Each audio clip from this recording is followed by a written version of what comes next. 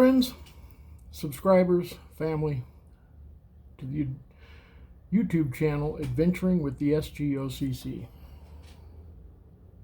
Us. Today's In the Bunker with Geoff will concern two very rare finds. One was an 1873 Winchester lever-action rifle that we found. This one was found in a storage unit. It has the flip-up rear sight, effectively called the RB200 because it shoots rubber bands.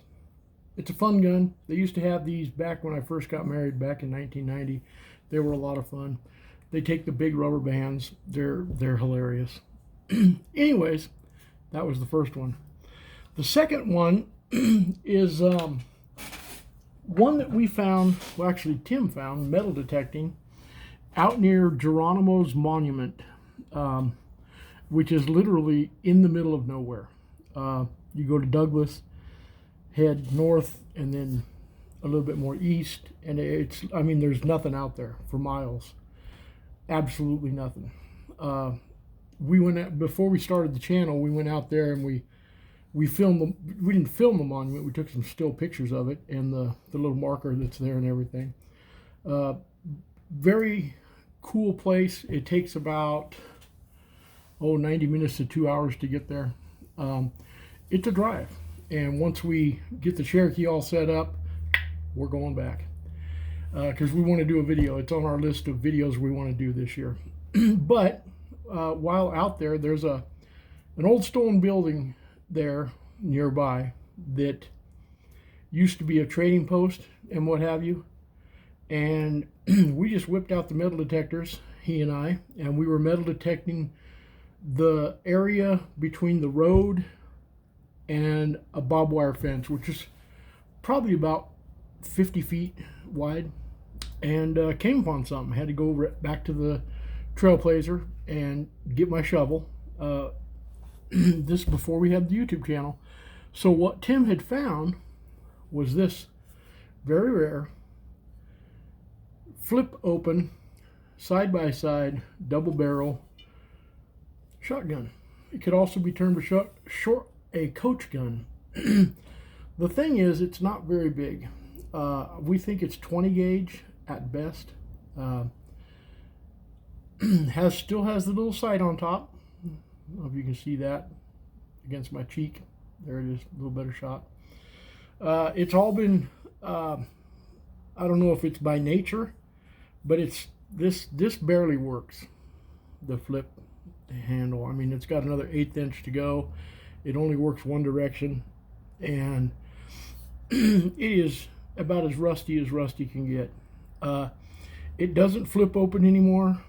You can see the little firing pins here. One still moves slightly. This would take a lot of effort to restore. It's probably as as long as my arm, to my armpit, so whatever that is.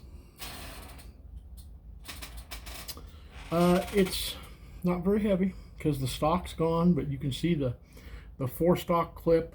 I mean, the metal parts are all here except for the trigger assembly. It's old. We have not been able to recover any markings on it at all, even under where the 4-stock would have gone. Nothing.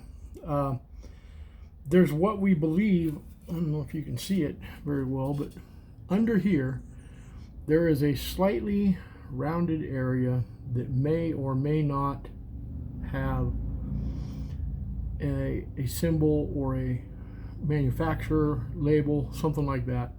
We're almost afraid to throw it in vinegar or try to derust it because it is, I mean, look at it, it's just full of rust.